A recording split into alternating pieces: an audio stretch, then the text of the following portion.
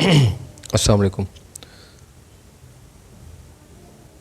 बिस्मिल्लाहिर्रहमानिर्रहीम। अल्लाहुम्मा सल्लि अला मुहम्मदिन व अला आलि मुहम्मदिन कमा सल्लैता अला इब्राहीम व अला आलि इब्राहीम इन्नका हमीदुम मजीद। अल्लाहुम्मा बारिक अला मुहम्मदिन व अला आलि मुहम्मदिन कमा बारकता अला इब्राहीम व अला आलि इब्राहीम इन्नका हमीदुम मजीद। अस्सलाम वालेकुम दोस्तों, उम्मीद करता हूँ आप सब लोग खैरियत से होंगे।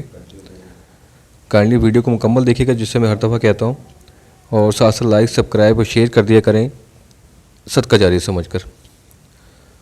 और दोस्तों, बस आप सब लोगों से रिक्वेस्ट ये थी कि बड़ी हैरानगी और दुख वाली बात है कि मैंने कुरान शरीफ की जो सूरत बकरा है उसकी तकरीबन है 286 आयात, सूरत अल इमरान है उसकी 200 आयात हैं, और सूरत निसा है उसकी 176 आयात हैं जो मैं कंप्लीट कर चुका हूँ। और इसके लिए मैं तकरीबन कोई 600 या 700 वीडियो बना चुका हूँ, लेकिन मैं हैरान उस चीज़ पे, ना ही इतने सब्सक्राइब आए हैं इसमें, और ना ही व्यूवर इतने आए हैं, व्यू इतने बहुत कम आए हैं इसके, और लाइक भी बहुत कम आए, ना होने के बराबर हैं लाइक।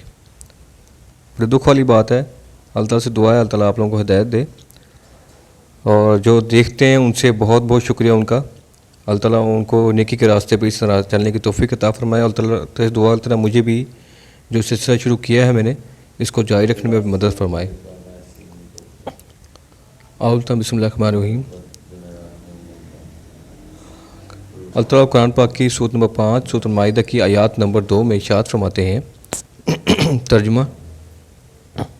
ईमान वालो, अल्लाह ताला के शायर की बेहुरमती ना करो, ना अदब वाले महीनों की, ना हरम में कुर्बान होने वाले और पट्टे पहनाए गए जानवरों की जो काबा को जा रहे हों, और ना इन लोगों की जो बैतुल्लाह के कसरत से अपने रब ताला के फजल और इसकी रज़ा जोई की नीयत से जा रहे हों।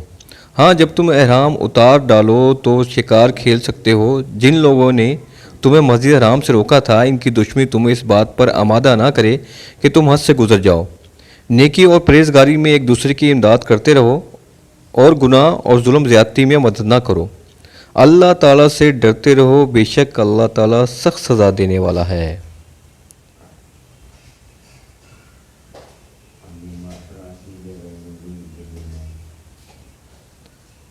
तफसीर है, शायर की तहकीक करते हुए लिखते हैं कि इसका मानी वो अलामत जिससे किसी चीज़ की पहचान हो सके। शायरा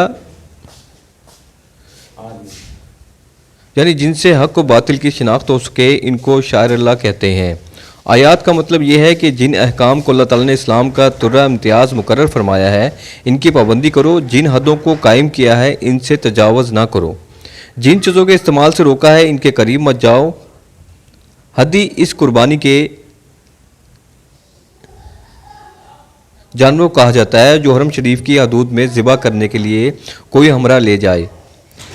कलायद यानी ज़वात कलायद कुर्बानी के इन जानवरों कहा जाता है जो हरम की हदूद में ज़िबा करने के लिए कोई अपने हमरा ले जा रहा हो और इनके गले में पट्टे डाल दिए गए हों। अमीन कसद करने वाले, इरादा करने वाले।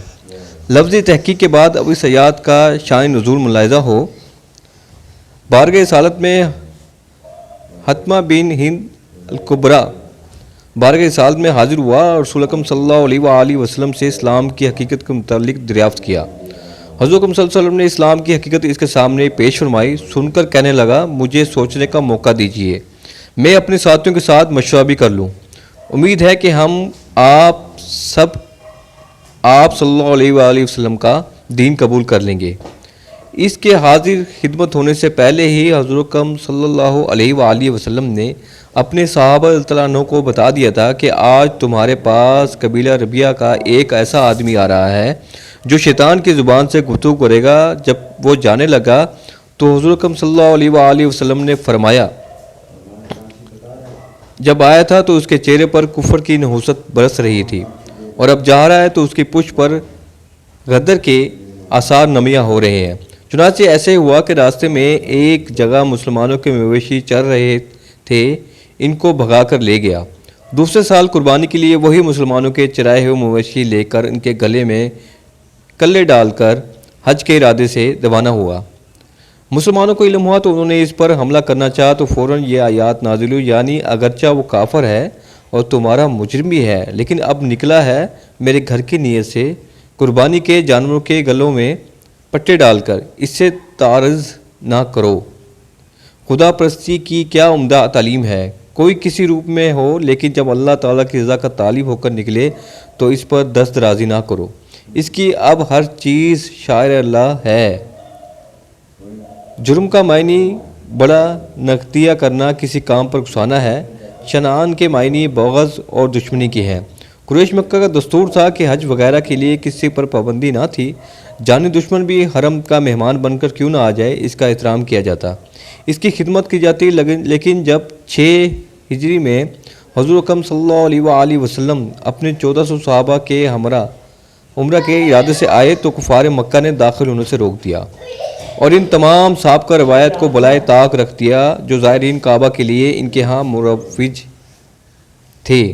مسلمانوں کو کتنا صدمہ پہنچا ہوگا، ان کے غصے کی کیا کیفیت ہوگی، اس کا اندازہ آپ آسانی سے لگا سکتے ہیں۔ عین ممکن تھا کہ مسلمان جوابی کارروائی کرتے اور ان مشرک قبائل کو مکہ آنے سے روک دیتے جن کے راستے مسلمانوں کے مقبوضہ علاقے سے گزرتے تھے۔ اس لیے رب الجلیل نے انہیں حکم دیا کہ کفار مکہ کا اتنا شدید جرم بھی تمہیں کسی پر زیادتی کرنے پر آمادہ نہ کرے۔